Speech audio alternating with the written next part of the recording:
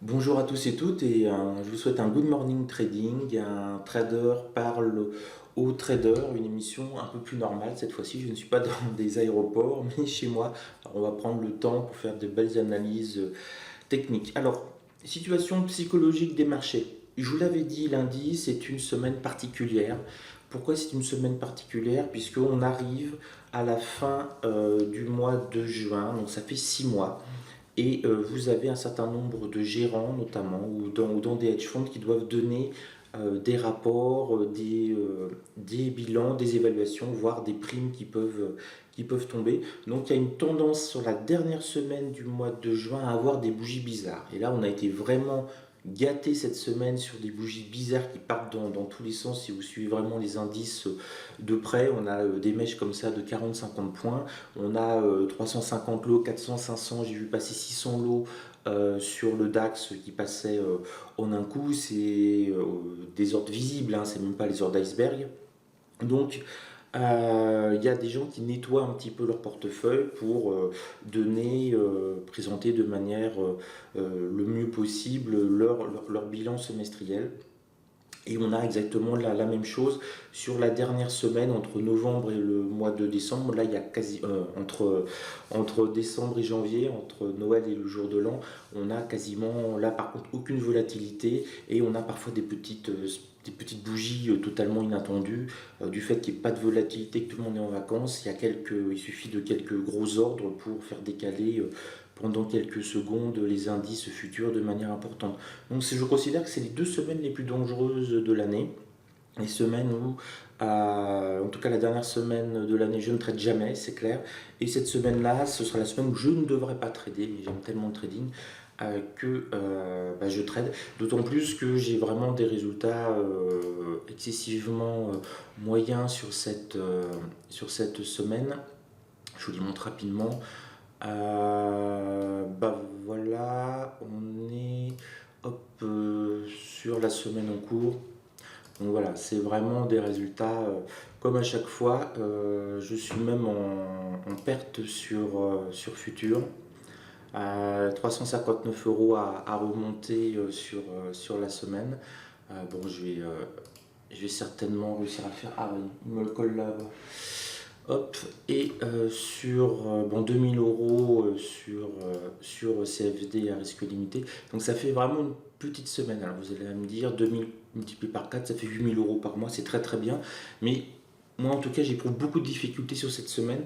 Et en plus on bascule sur le mois de juillet-août ou des semaines qui arrivent avec peu de volatilité normalement. Alors ce qui va nous sauver, ce qui peut nous sauver, c'est Donald Trump avec cette guerre commerciale et on sent qu'il y a vraiment une tension sur le marché. Alors cette tension, on la voit graphiquement, c'est très très très net cette tension. On la voit notamment sur les unités 4 heures. Donc là, vous avez le CAC 40, vous avez le Dow Jones et vous avez le DAX 30.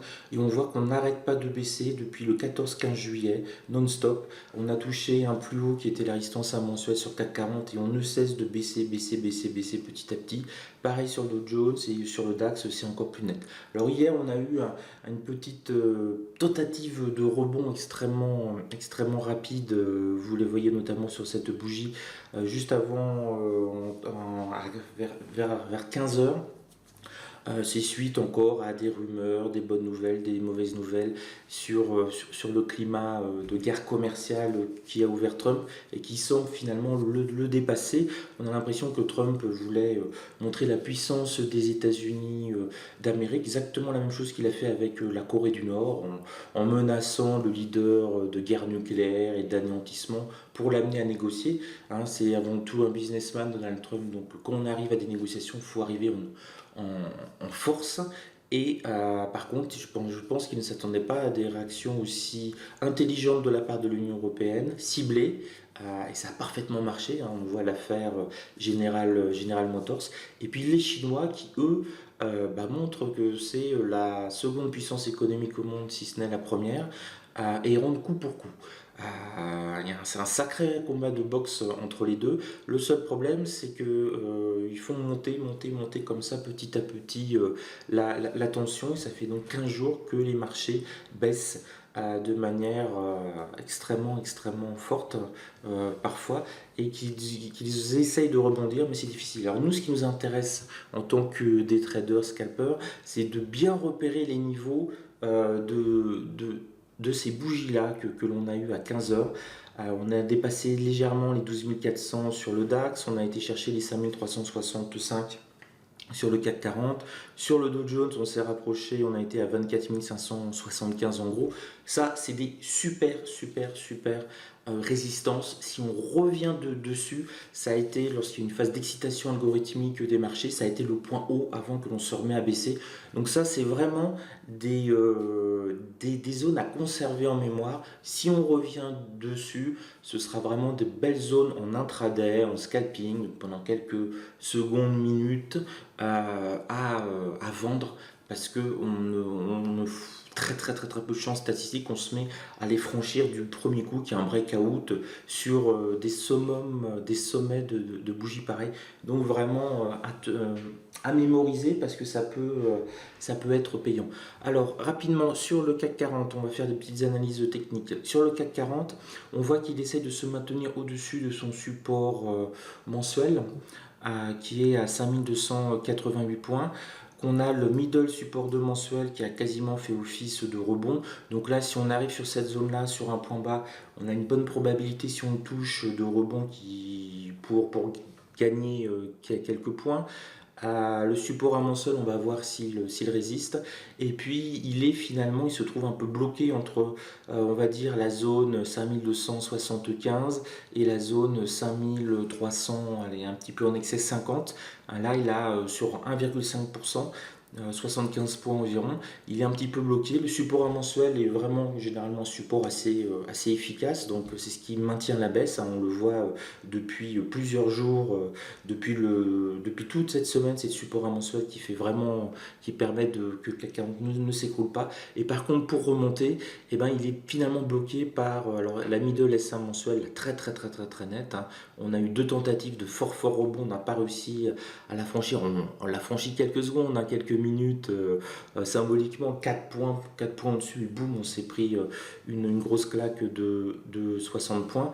Donc voilà, on est vraiment dans ce système de range à surveiller.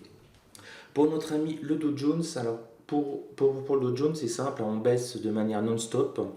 Tous les supports importants ont permis des jolis rebonds, comme on peut le voir là, sauf le point pivot mensuel, où on est vraiment resté très longtemps sous le point pivot mensuel. Donc là, on voit vraiment qu'il y a une pression baissière. Alors, on a eu la super bougie là, mais on est vraiment revenu se cacher, si j'ose dire, sous le support, sous le pivot mensuel. Donc ça, c'est pas un bon signe pour le Dow Jones.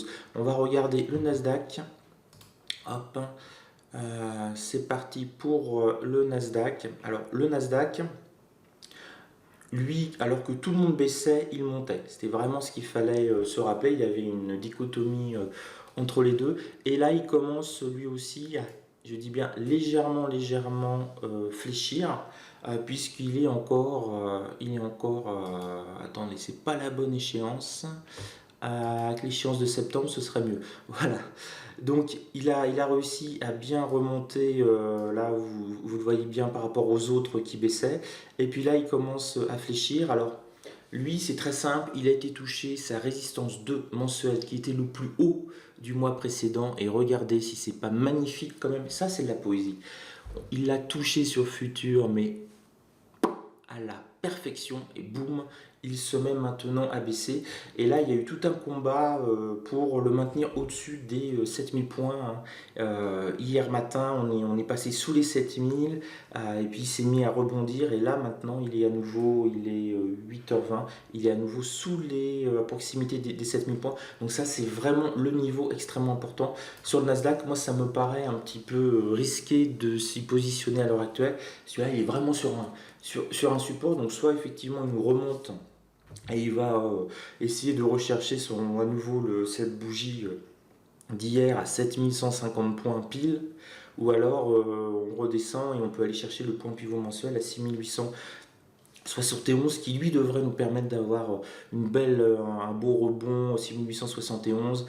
Si on casse les 6009 et qu'on va directement sur 6871, 6875, il y aura des acheteurs, et j'en serai certainement, pour essayer de le faire remonter à 6009, et là il y aura une possibilité de grappiller 15-20 points qui pourrait être intéressant sur Nasdaq. Et sur notre ami le DAX 30, et ben regardez, alors il y en a qui me disent que les points pivots ça ne fonctionne pas. Bah écoutez, on n'a pas du tout les mêmes lunettes. Vous avez vu, le point haut, c'était pile la résistance 2 mensuelle et les algorithmes se sont mis à faire descendre le Nasdaq. Et ben regardez sur le DAX 30, le support 2 mensuel, on l'a touché pile à la perfection et on s'est mis à rebondir de manière extrêmement forte de plus de 300 points.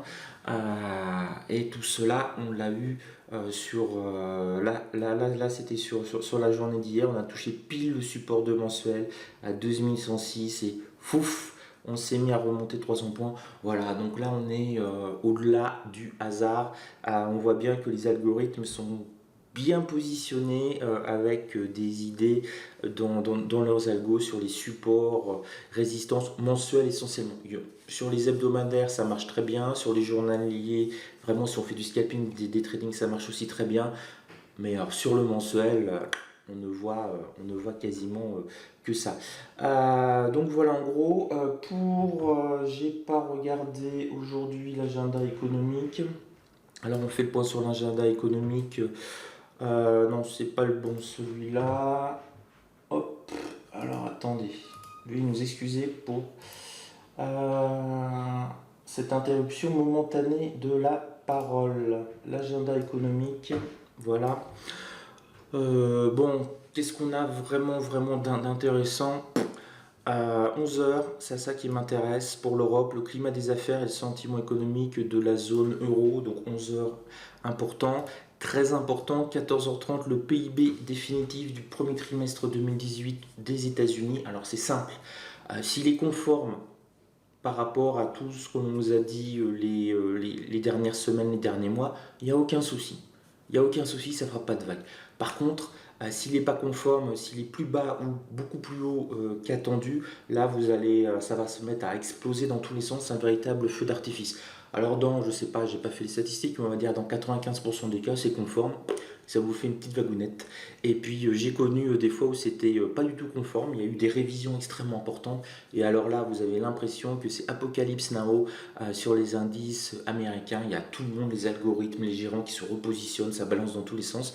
Donc 14h30, 95% de chances qu'il ne se passe rien, mais 5% que ce soit une offensive massive des acheteurs ou des vendeurs. Donc par prudence, on fait extrêmement attention. D'autant plus qu'on a les inscriptions au chômage pour la semaine en plus. Donc bon, ça peut être dangereux 14h30. Donc idéalement pour les day traders ou les scalpers, ça sert à rien de se positionner à 14h28, c'est un petit peu risqué. Et puis on a les publications des conclusions de l'évaluation des fonds propres bancaires par la réserve fédérale. Ça on s'en fiche, il n'y a pas de souci à ce niveau-là. Donc 11h et 14h30. Voilà, je vous souhaite une belle journée de trading. On se retrouve demain pour le Good Morning Trading. Et puis demain sera vendredi, donc je vous ferai le bilan de la semaine. Comme vous l'avez vu, c'est pas spécifiquement glorieux. Et puis ça permettra de faire le bilan du mois qui est un petit peu mieux quand même. Sur ce, je vous souhaite une belle journée de trading. Ciao les traders.